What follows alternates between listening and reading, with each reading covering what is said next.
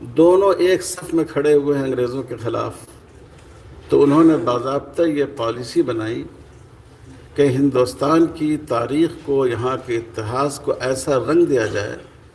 جس سے جو دو بڑی قومیں ہیں یہاں کی، ہندو اور مسلمان، ان کے درمیان آپس میں دوریاں پیدا ہو جائیں۔ یہ میں کوئی اندازے کی بات نہیں کہہ رہا ہوں، اس زمانے کی کا ریکارڈ موجود ہے، اس زمانے کی گورنمنٹ کے جو نمائندے تھے ان کی تحریریں موجود ہیں، اور جو انگریز اتہاس لکھنے والے لوگ ہیں ان کی تحریریں موجود ہیں۔ تو ہمیں یہ بات سمجھنی چاہیے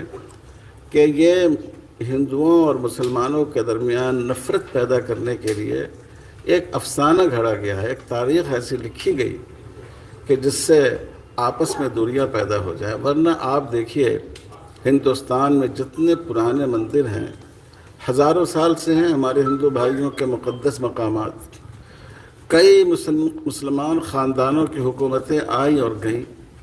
کبھی کسی نے اس کی ایک اینٹ کھڑچنے کی کوشش نہیں کی۔ تو اگر مسلمانوں کی یہ سوچ ہوتی کہ ہم دوسروں کی عبادت گاہ پر زبردستی قبضہ کر کے اس کو مسجد بنا لیں، تو کیا یہ مندر موجود ہوتے، یہ دوسری عبادت گاہیں موجود ہوتی؟ تو اس لیے ہمیں یہ بات سمجھنی چاہیے کہ نہ اسلامی سوچ کے لحاظ سے یہ بات درست ہے اور نہ تاریخ کے اعتبار سے یہ بات درست ہے۔ یہ ایک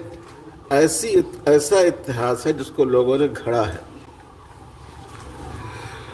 تیسری بات ہم یہ کہنا چاہتے ہیں کہ کورٹ نے اس وقت جس جلد بازی میں فیصلہ کیا اور اس میں پوجا کی اجازت دی، دوسرے فریق کو بحث کا موقع بھی نہیں دیا گیا۔ یہ بات بہت ہی، اس کی وجہ سے عدالتوں اور جو انصاف دینے والے ادارے ہیں ان کے بھروسے کو چوٹ پہنچی۔ جو اقلیتیں ہیں، مائنارٹیز ہیں، وہ محسوس کر رہی ہیں کہ کہیں ایسا تو نہیں ہے کہ عدالتوں نے اکثریت کے لیے اور اقلیت کے لیے الگ الگ پیمانے مقرر کر لیے ہیں۔ اس کی مثال بابری مسجد کا فیصلہ ہے۔ بابری مسجد کے فیصلے میں کورٹ نے اس بات کو مانا ہے کہ اس مسجد کے نیچے کوئی مندر نہیں تھا، مندر توڑ کر مسجد نہیں بنائی گئی۔ یہ دونوں باتیں فیصلے میں مانی گئی، لیکن ایک طبقے کی آستھا کی بنیاد پر اس کو ایک فرقے کے حوالے کر دیا گیا۔ تو ظاہر ہے کہ کورٹ کا کام آستھا پر فیصلہ کرنا نہیں ہے، دلیل کی بنیاد پر انصاف کرنا ہے۔ تو ہمیں بہت اس بات کا احساس ہے ہم سب لوگوں کو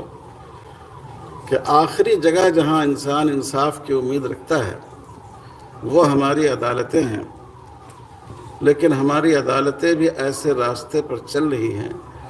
جس سے لوگوں کو اعتماد کو ٹھیس لگ رہی ہے، لوگوں کا بھروسہ اس کی وجہ سے ٹوٹ رہا ہے۔ یہ بات صرف ہم نہیں کہہ رہے ہیں،